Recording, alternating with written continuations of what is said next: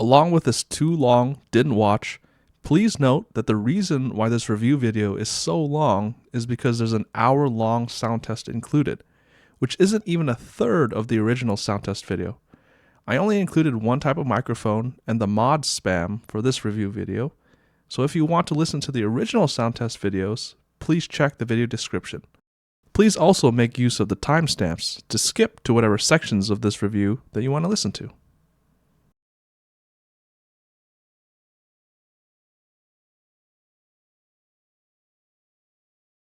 I love full sizes. Whether it's keyboards or candy bars, there's something familiar about having it in your hands, enjoying the girth or the length, and it taking up a good amount of space on your desk. Okay, seriously, as someone who types for hours on end, while also requiring a numpad, I absolutely love using a full size for work. For the majority of this year, I've been using the Muramasa, which is a full size with an XT column designed by my good friend James, and was a Thoctober present from 2023. However, I do have to go into the office every other week for a few days, and that's where I miss using it. Sure, I can lug it to work in a gun case or just carefully wrap it with towels and put it in my backpack, but since it also has a raw and untreated aluminum finish to it, it's prone to scratches on top of me having to bring my comically large case to bring it to work. So I really just use it when I work from home, and instead use a good old membrane at work, instead of going through the trouble and being careful with transporting it to and from work. Enter the QFRL100 by Thebloodyez. Not only do I not use the function row, which is what this keyboard doesn't have, but it also fits a carrying case that's a bit lower profile than the one that I would use for the Muramasa. And while the Muramasa wasn't a stiff typing feel by any means, the soft PP plate used in the top mount configuration or the amazingly bouncy and soft bottom mount configuration makes it easy on my fingers when it comes to typing on the QFRL100.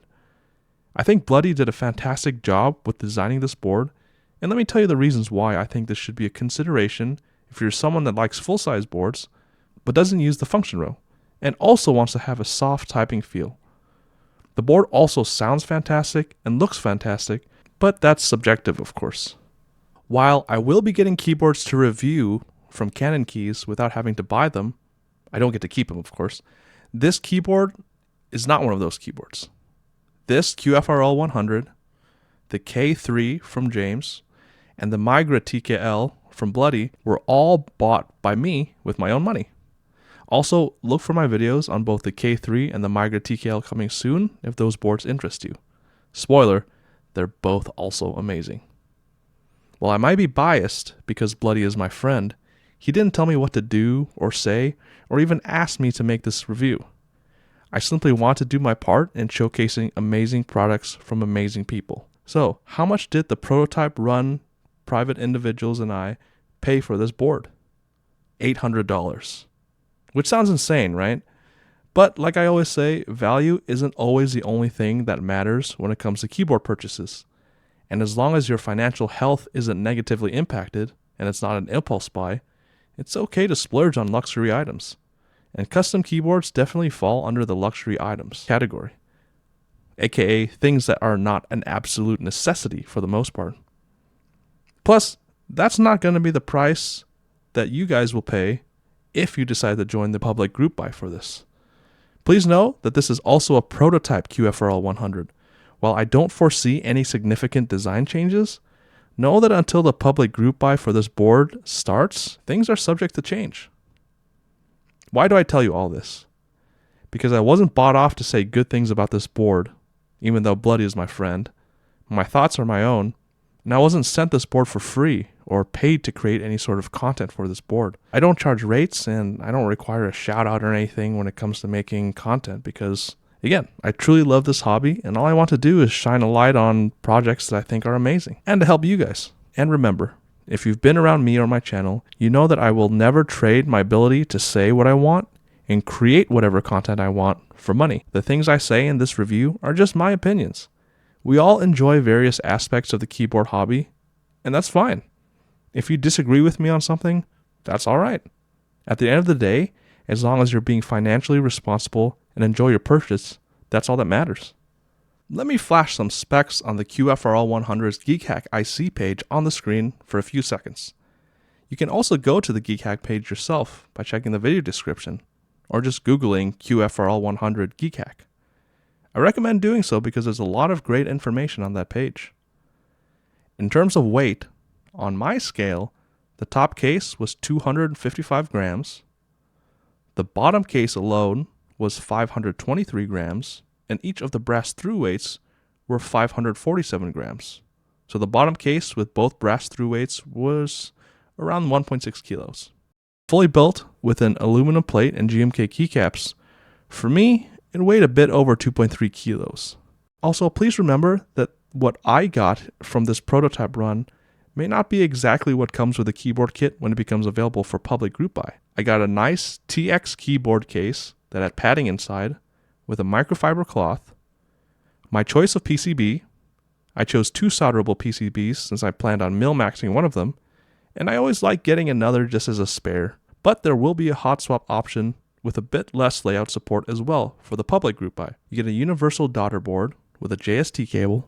I got a nice little secret beige sticker from James, who QC'd and shipped these boards, my choice of plate, which I bought 2 because I absolutely love plastic plates, especially PP, and you can't go wrong with good old alu, with beautiful engravings designed by Bloody, the keyboard itself with the 2 brass through weights installed, the feet for the bottom case, bottom mount assembly material, and all the screws for the top mount and bottom mount already installed in the keyboard kit. You can build your board however you like, and whatever steps you want to start with.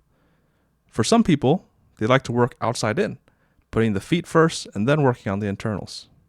For me, after testing both PCBs, mil-maxing one PCB, and retesting that mil-max PCB, I started with the daughter board. The JST cable also is long enough to not have to fight it or stress about plugging it into the PCB, which I appreciate. For the screws of this board, all you need are 2 hex bits. If all you want to do is to install the daughter board, the top mount screws or bottom mount assembly, and the case screws on the back, you'll need a size 2 hex bit for the case screws on the back, which are 10 screws in total, and a size 1.5 hex bit for all the other screws. Or a T6 Torx bit if you're an idiot like me and messed up his 1.5 hex bit. Same goes for the daughter board screws. So all in all, you just need 2 hex bits. If you want to unscrew the weight screws, you'll be using the same 1.5 hex bit or the T6 Torx bit. I had already mil-maxed my PCB and installed my stabs, so all I had to do next was install my switches into my plate, in this case the aluminum plate, and I went with Cherry MX Reds, but as you'll see from my sound test video, I actually tested 8 switches.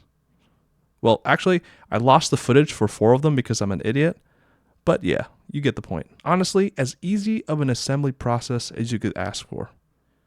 I tried out the top mount first, and all I did was screw in these top mount screws through the holes on the plate into the top case. For the bottom mount, you'll be using these red buttons, which slip into these long plastic horizontal bits. Then you screw those long plastic horizontal bits with that same 1.5 hex bit on both sides of the bottom case.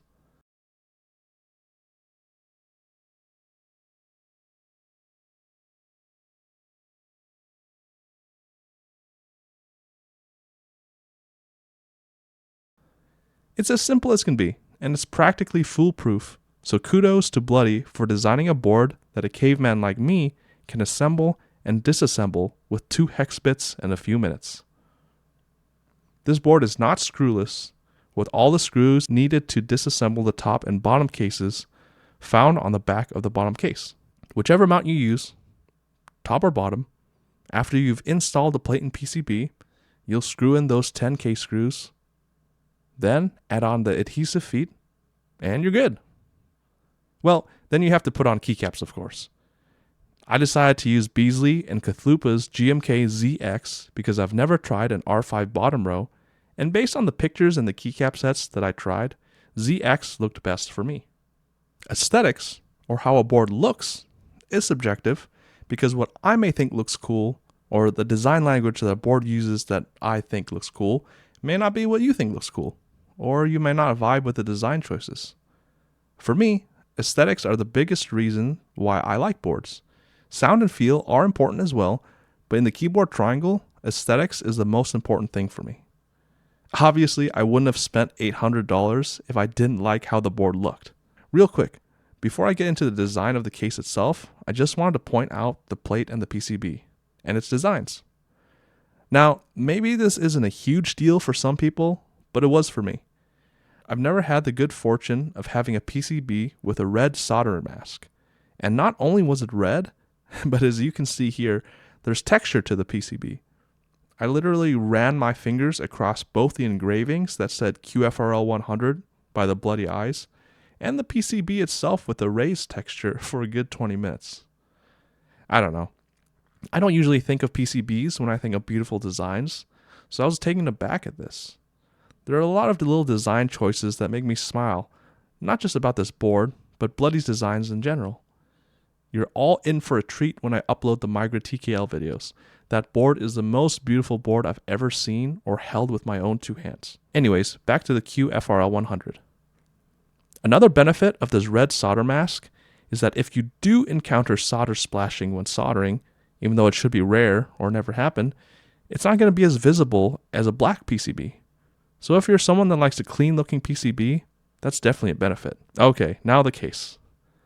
For this private prototype run, Bloody gave us a choice between a few DDS colors, with DDSR being chosen. It's sort of a yellowish, orangish, metallic color on this board, and depending on the lighting.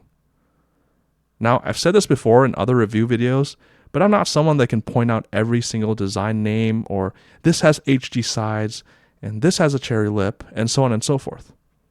I either like the look, or I don't, whether I know the name of the specific design choices or not. The edges of the cases are rounded. The side profile of the bottom case is beautiful. The USB cutout has this nice mountain shape. And of course, the two brass through weights are incredibly beautiful. The engravings running across the back of the through weights are divine as well. For me, it was an absolutely beautifully designed case, and the PCB also was great to look at. So this board was a checkmark in the looks category for me. Holy moly. Now, I'm not as cultured as many of you, so this was the first time I've ever tried bottom mount. The bounce was real. I'm not even pressing super hard on these keys, and you can see how much bounce there is, even on top mount. If you use bottom mount, I would recommend using an aluminum plate, but if you're adventurous, feel free to try a PP or plastic plate as well. I found that my edge keys and spacebar bottomed out too easily with the PP plate using the bottom mount config, and I got some unwanted spacebar noise when I used it. But this was not an issue with the alu plate in the bottom mount config, and maybe a PC plate won't be as bouncy when used in the bottom mount config. My current daily driver configuration is a PP plate in top mount config, because not only do I get a fantastic typing feel, but I get that signature PP top mount sound as well. I'm telling you, if you want a soft typing feel, this board is for you. Is it the bounciest typing feel that I've ever felt? Is it the softest typing feel that I've ever felt? No, and that's a good thing. I encountered that with a 1.2mm flex cut plateless JRIS round 1 configuration, and that was like I was trying to type during an earthquake. My fingers felt every single vibration, and I could not accurately type or enjoy the typing feel, as it was way too soft. This is perfect, at least for me. It's noticeable, but not over the top. It reminds me of a plateless ARC 60. This is a winner in my book when it comes to typing feel. Whether you use an aluminum plate and the bottom mount configuration, or a plastic plate like the PP plate that I have in top mount configuration, or if you're ballsy and want to try it in bottom mount, this is a winner in the feel category. I'll be as straightforward as I can here. This board sounds amazing. Top mount PP plate, especially with the KTT roses and the GMK configuration I used, was fantastic. The aluminum plate was great as well, and both sounded great with the long pole switch that I tried, which were the Geon black linears. Cherry MX linears hit the spot, and Cherry MX Browns also was an underrated choice when it came to sound. There are tens of thousands of switch, plate, and keycap combinations that you can use.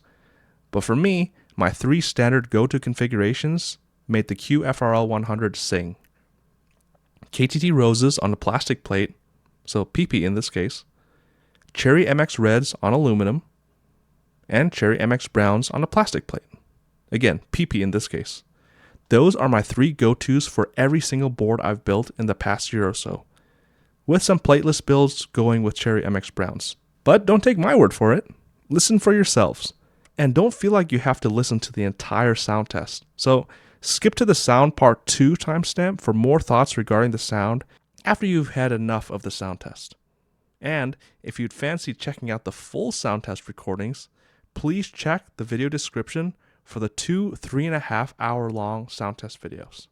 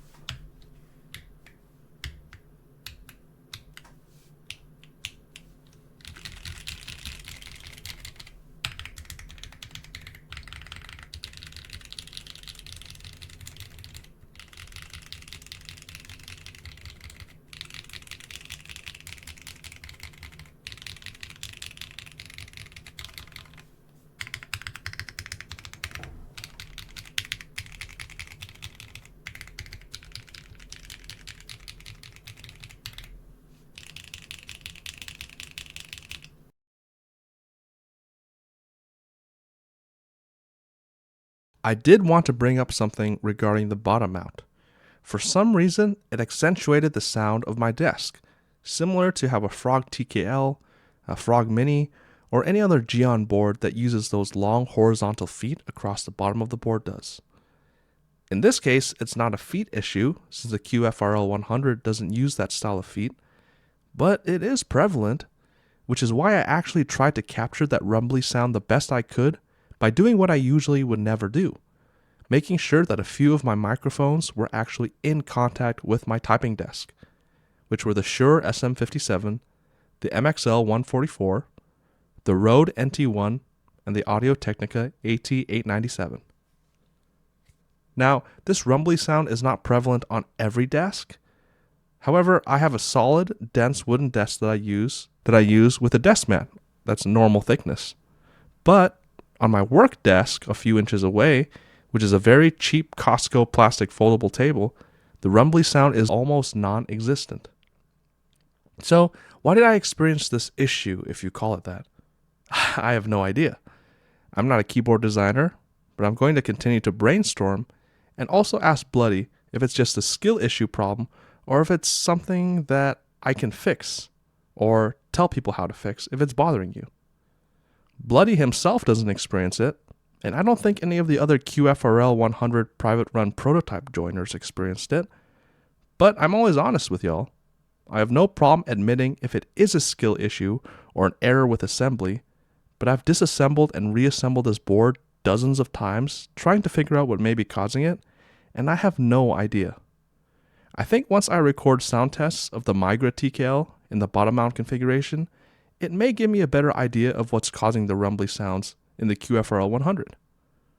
For me, this isn't a huge issue, but I wanted to bring it up in the event that it's somewhat of an issue for you, the potential buyer. If I find a solution or a mod that can fix it, or if it turns out that it was just my error, I'll either make a follow-up video, post in the Click Clack or Bloody Discord, or mention it in the comments section of this video. Or all of the above. I experience it slightly with the top mount, but only if I stop breathing and really focus on the board. With bottom mount, it's much more noticeable, but again, not a deal breaker for me. Apart from that, however, the sound is fantastic, so it's another checkmark for me in the sound category. Obviously, $400 at 100 MOQ is much better than $800 at the 5 MOQ that us prototype run joiners paid. I joined the group buy for the Seal because I wanted to buy it for my brother, and it was $425 before shipping. I know they aren't the same board, but I want to bring that up just to give you a comparison of the QFRL100 and a recent full size in terms of price. There was also the Pangea, the Bina 103, the Fossil a while back, and maybe another full size or two that I'm missing, all in that same price range, if not higher. And recently, we've gotten word of the Intro S100, which was around $200 or a bit more. Or maybe that's just the Chinese group buy version. I can't remember. Anyways, we're in the age of the full-size long boys now. And while it's not technically a full size because there isn't a function row, and while it doesn't beat something like the Intro S100 in terms of price alone, the QFRL100 is an easy recommendation for $400 at 100 MOQ, if not less, taking into consideration the two mounting styles, design choices, and sound. But again, that's subjective, so take that with a grain of salt. I have no issue recommending this to someone that doesn't need the function row, but still wants a full-size board and is looking for something that isn't the cheapest full-size or near full-size board, but not the most expensive either. Again, I'm not hating on any of those boards. I'm simply bringing up examples of recent full-size boards and their prices. And if you're wanting a function rowless full-size, well, you've only got one choice, the QFRL100. But don't have FOMO or anything. Just consider this as something you might want to save up for in the event that you want to buy it. Remember, all these opinions are my own, and what I may consider great or important may not be what you consider great or important. At the end of the day, I got a 3 out of 3 board. Aesthetics, feel, and sound were all top-notch for me. I've never experienced bottom mount before, or a soft typing feel on this large of a board besides maybe the Keychron Q6. But as a complete package, and to support one of the nicest, most creative, and fantastic designers out there in Thebloodyez, especially for the estimated $400 at 100 MLQ price, the QFRL100 gets an easy recommendation for me. And hey, even if you don't decide to buy this board or save up for this board, I'd appreciate it if you show Bloody some love, either in the comments section or sending him a Discord message or posting in the Geek Hack page. He's a wonderful human being and someone that I'm happy to consider a friend. And I hope that he gets all the recognition and interest that he could ever want in anything he designs. Because again, ultimately, that's the reason why I make these videos. Not only to help designers or potential buyers in terms of things that I think could be improved, or just my opinions in general, but to showcase them. Sure, Bloody may not be as well known as a Geon, or maybe even a Bowl, who's another recent designer who's been coming out with absolutely great products. If you enjoyed the board or design, let him know. I'm sure that he'd appreciate any comment or message. Thanks for watching. I love you all, and see you next time.